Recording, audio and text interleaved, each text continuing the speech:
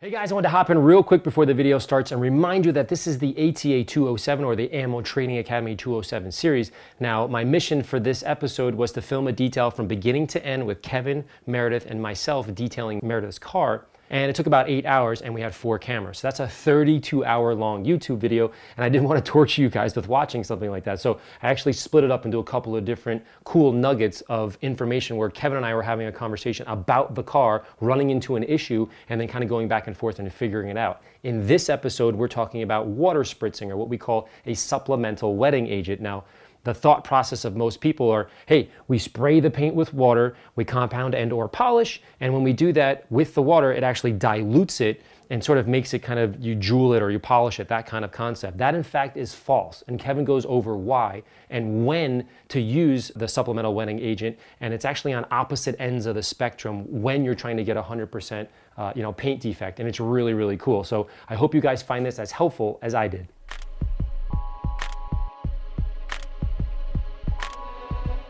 Kevin, tell me a little bit about this water spritzing that you do. Okay, generally we'll water spritz for 2 reasons. One, to create a drag. Well, it's when you water spritz, you create a connection or a drag between the pad and the paint. So I could go ahead and I could apply a compound or a polish in abundance, start to polish, and something like a microfiber pad is really good at grabbing and holding on to the abrasives.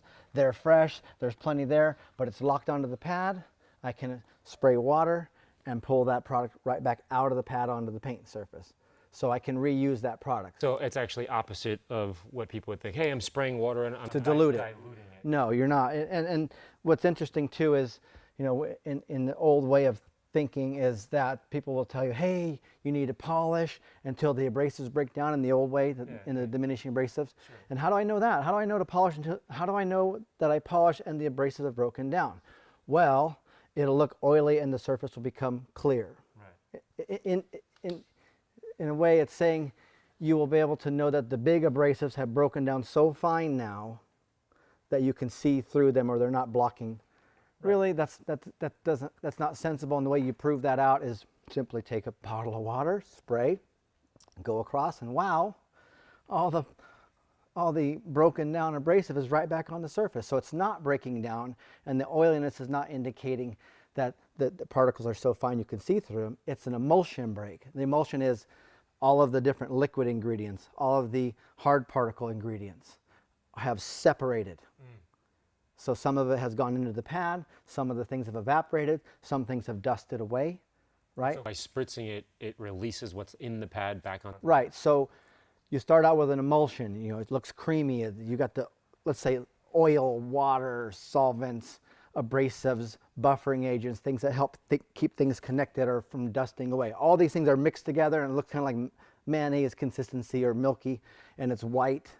And as you polish, the polishing action breaks everything apart. Now we still have the same exact ingredients, but they're not combined together anymore. They've been broken apart. Abrasives here, water here, solvents here, right? It's an emulsion break.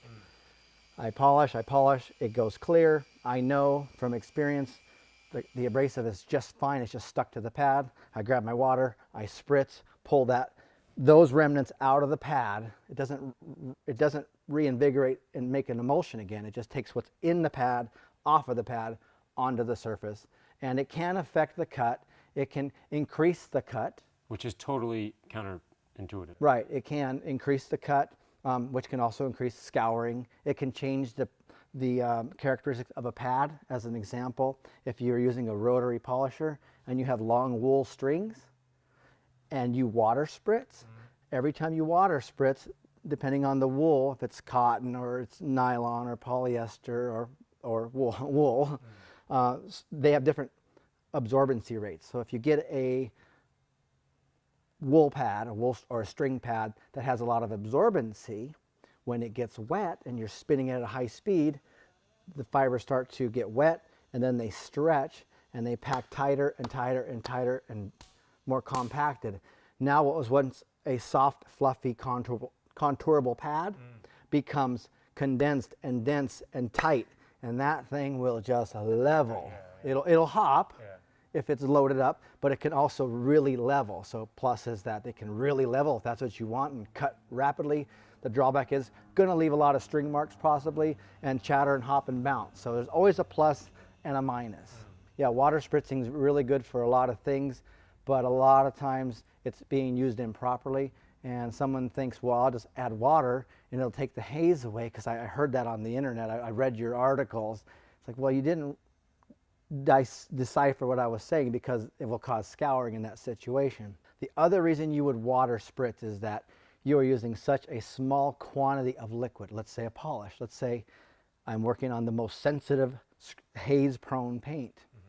And I've found out that by using too much polish, it's giving me too much cut. So I really just want the liquid emulsion of the polish, not the abrasive, because I want the pad to slip and not bite, right? I called you years ago when I was doing that Porsche. Yeah. I basically went from a percentage down basically to water. Right. I just started polishing with water. So there's times if you happen to use such a diminutive size of polish, I mean, we're talking just the tiniest droplet, and we're preaching single one-way passes. Yeah. Okay. That's pretty small.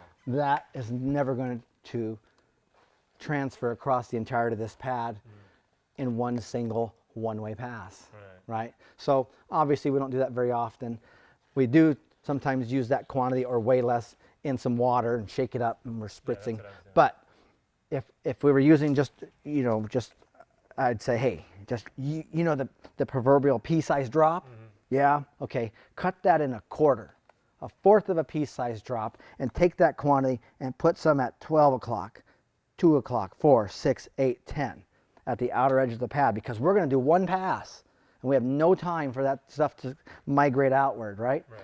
I want you to water spritz because, or spritz the pad, because that's going to help spread that in that singular one-way pass. So on one hand, we use water spritzing when you have an abundance of abrasive in your pad to pull it back out or to tighten strings up. On the other hand, the other extreme, we use it because we're going to be short cycling with a diminutive amount of polish, and we need it to spread rapidly. It's interesting. Yeah, that is huge. But they're two entirely different reasons to do that. So if you happen to be chasing your tail final polishing, but you're using a regular quantity of polish, and then you water spritz, you've just ramped up the cut. You've just changed the characteristics of the polish as it was designed to work.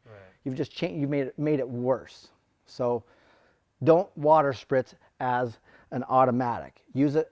You should be using it when you know why you're using it. Don't just assume that's just a normal thing that you do. Know why you're doing it, because it's not a normal thing. You don't normally have to do that.